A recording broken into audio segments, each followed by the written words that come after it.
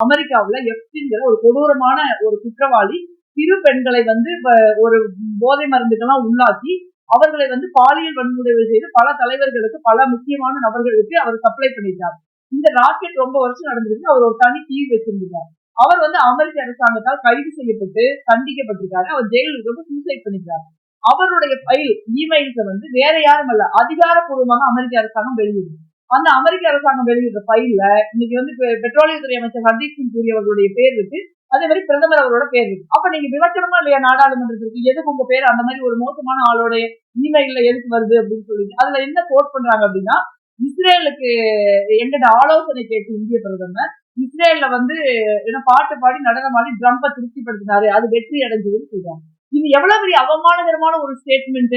நீங்க வந்து அந்த இமெயில் எப்ப வருது அப்படின்னா 3 நாளைக்கு பிரதமர் வந்து இந்திய பிரதமர் இஸ்ரேலுக்கு போயிட்டு வந்ததுக்கு அப்புறம் 3 நாளைக்கு அப்புறம் ஒரு தேதியில அந்த இது வந்து வருது. இத பத்தி நாங்க பேச விரும்புறோம். இதுக்குதான் வந்து அவங்க பயப்படுறாங்களே ஒழிய வேற ஒண்ணும் கிடையாது. இந்த விஷயங்கள் குறித்து நேற்றைய போராட்டத்துல நாங்க வந்து பதாகைகளை ஏந்தி இருந்தோம். மிக தீவிரமாக நாங்க நாடாளுமன்றத்துல போராட்டம் நாங்க நடத்துவோம். நாங்க இல்லைன்னு சொல்ல, நாடாளுமன்றத்தில் நாங்க நேற்றும் போராட்டம் நடத்துவோம், இன்றும் போராட்டம் நடத்துவோம், நாளையும் போராட்டம் நடத்துவோம். ஏன்னா நாங்க பேசுற உரிமைக்காக நாங்க போராடுறோம். நாடாளுமன்றம் பேச வேண்டிய ஒரு இடம். இவ்வளவு பெரிய ஆபத்தை இந்தியாவுக்கு வந்து பாதுகாப்புக்கு, இந்தியாவுடைய எதிர்காலத்திற்கு, இந்திய விவசாயிகள், இந்திய சிறு குறு தொழிலை நடத்துவர்களுடைய வாழ்க்கைக்கு விரோதமா இருக்கிற ஒரு விஷயங்களை பத்தி பேசல அப்படின்னா எதிர்கட்சி தலைவரும் எதிர்கட்சி எம்பிக்களும் இந்தியா கூட்டணி எம்பிக்களும் நாங்க எதுக்கு நாடாளுமன்றத்தில் இருக்கணும்? அப்ப எங்களை பேச அனுமதிக்கிறப்ப நாங்க போராடணும், போராடிக்கிட்டு இருக்கிறோம். இன்னும் நாங்க போராட்டம் மறுக்கல. ஆனா பிரதமர் அவைக்கு வந்து எங்களுடைய போராட்டத்திற்கு பயந்து கொண்டு, எங்களுடைய கேள்விகளுக்கு பயந்து கொண்டு பிரதமர் அவைக்கு வரல. அவர் பயந்துட்டாரு அப்படிங்கிறத மறைக்கிறதுக்காக இன்னைக்கு வந்து அவங்க ஸ்பீக்கர் பின்னாடி போய் ஒழுங்குக்கிட்டு இந்த மாதிரி அபத்தமான ஒரு கட்டுக்கதைகள்லாம் அவங்க சொல்றாங்க பெண் எம்பிக்களுக்கு எதிராக.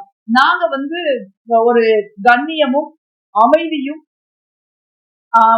விரும்புகிற ஒரு காங்கிரஸ் கட்சியின் எம்பிக்கள். எங்களுக்கு வந்து இந்த வன்முறை கலவரம் எல்லாம் பழக்கம் கிடையாது. அது பாஜகவுக்கு தான் பழக்கம். இந்த மாதிரி கட்டுக்கதைகளை எங்களை மாதிரி ஒரு சாதாரண கிராமப்புறத்திலிருந்து விவசாய குடும்பத்திலிருந்து முதல் தலைமுறை நாடாளுமன்ற உறுப்பினரா வந்து மக்களுக்காக தொடர்ந்து இந்த மக்கள் விரோத அரசாங்கத்துக்கு எதிராக போராடிக்கிட்டு இருக்கிற எங்களை பார்த்து இந்த மாதிரி வந்து பிரதமரை இவங்க அட்டாக் பண்ண ட்ரை பண்றாங்க அப்படின்னு பொய் சொல்றது மூலமா எங்களை வந்து எங்களுடைய நாங்கெல்லாம் வந்து ஒரு முதல் தலைமுறை அரசியல்வாதிகள், நாங்கெல்லாம் சாதாரண கிராமத்திலிருந்து வந்திருக்கோம், சாதாரண விவசாய குடும்பத்திலிருந்து வந்திருக்கோம், விவசாயிகளுக்காக நாங்க பேசுறோம் அப்படிங்கிறதுனால வந்து எங்கள் மீது இந்த மாதிரி அபாண்டமான பழியை வந்து அவங்க சுமத்துறாங்க.